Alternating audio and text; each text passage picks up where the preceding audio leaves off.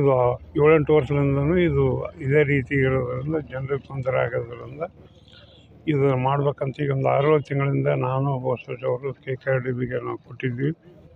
ಅದು ಈ ವರ್ಷ ಇದರಲ್ಲಿ ಏನಪ್ಪ ಅಂತಂದರೆ 50 ಲಕ್ಷ ಅನುದಾನ ಮಂಜೂರು ಮಾಡಿ ಇವತ್ತು 200 ಮೀಟ್ರ್ ಉದ್ದ 20 ಫೀಟ್ ಅಗಲ 8 ಇಂಚ್ ಎತ್ತರ CC ರೋಡ್ ಏನಪ್ಪ ಅಂತಂದರೆ ಇವತ್ತು KKRDBಯಿಂದ ಮಂಜೂರಾದಂಥ ಕೆಲಸ ಇವತ್ತಿನ ದಿವಸ ಪೂಜೆ ಮಾಡಿ ಆದಷ್ಟು ಬೇಗ ಜನರಿಗೆ ಏನಪ್ಪ ಅಂತಂದರೆ ಸುವ್ಯವಸ್ಥಿತ ರೀತಿಯಲ್ಲಿ ಈ ರೋಡು ಆಗಬೇಕಂತೇಳಿ ಈ ಸಂದರ್ಭದಲ್ಲಿ.